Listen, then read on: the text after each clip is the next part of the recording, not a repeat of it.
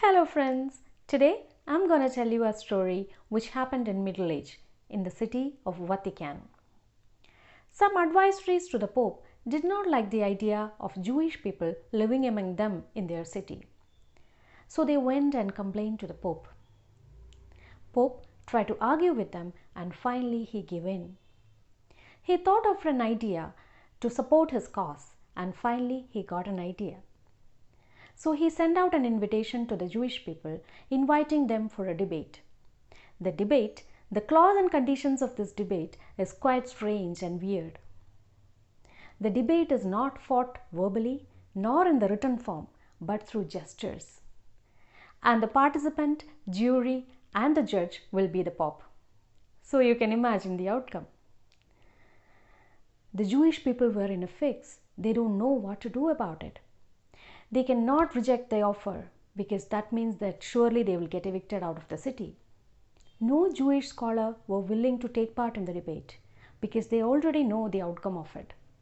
They don't want to shoulder the responsibility of them getting evicted out of the city. Finally, a janitor came forward. This janitor volunteered himself to take part in the debate. Since they don't have any much choice, they agreed on. And the D-Day have came. The Pope, along with a group of people, came to the St. Peter's Square. By then, the Jews and the janitor came forward. The Pope, smilingly and enthusiastically, stuck out a finger and pointed up. Our janitor, without even a doubt, took out a finger and pointed down. This seems to have surprised the Pope a bit. But he managed to come with a second gesture. He raised his finger and pointed towards the janitor. Confidently stuck out three fingers and pointed towards the Pope. This gesture have rattled the Pope a bit. But he have regained his composure and searched his pocket and came out with an apple in his hand. Our janitor immediately took out a flatbread in his hand. This gesture of the janitor have clearly rattled the Pope. He sat there defeated for a while and he slowly raised up and declared that the Jewish representative have won the debate. He also cancelled the order to evict the Jewish people out of the city, and then the group was dismissed. Nobody could follow what had happened down there. So the bishops ran towards the Pope and he clogged him and he asked him, "What happened down there, my holiness? We could not follow what had happened down there."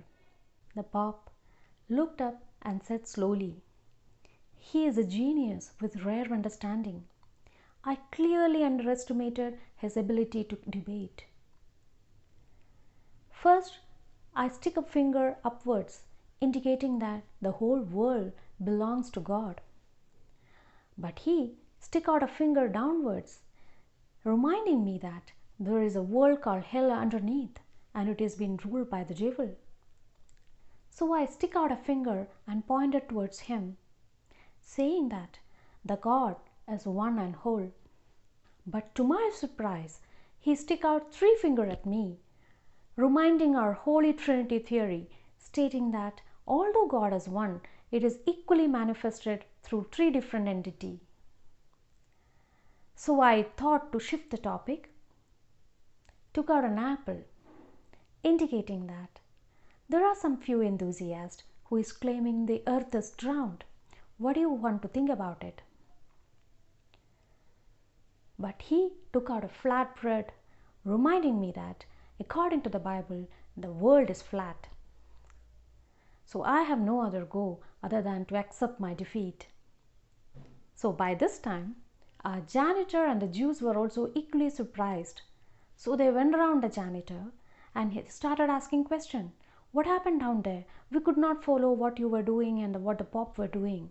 So please tell us what happened down there."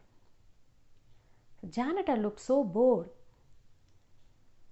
He looked up and said, "It was rubbish from the beginning." First, he stuck out a finger upwards, saying that you people will be evicted out of the city. I insisted on staying here by pointing a finger downwards. So he pointed a single finger at me, saying that you are a stubborn idiot if you think that you will be able to stay in the city.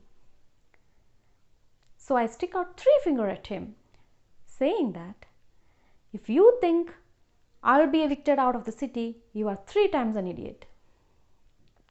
So he took out his lunch, so did I. This is what happens if assumptions start affecting observations. We are observing something when we are analyzing something, even if it is a behavior, even if it is an instance, even if it is a person.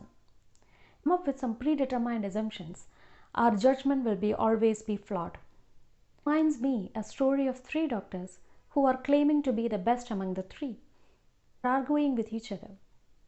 Finally, they decided to test their ability outside. They saw a person limping towards them. So these doctors decided to give their own diagnosis, and whoever comes with the correct diagnosis will be declared the winner, will be declared the best of the doctors. So the cardiologist looked up to that person and he said, he's having some heart trouble and that is why he's limping. The skin doctor said, no, he is having some skin condition in his leg and that is why he is limping. The third, the ortho, the bone specialist, looked at him and said, no, he is having a bone complaint, that is why he is limping. Finally, the 3 person decided to go to the person and ask him what is his trouble. So he said, oh, you know what? I have a broken chappal and it is very hard to walk in it and that is why I am limping. With that thought in mind, I am taking leave until I see you next week. Bye.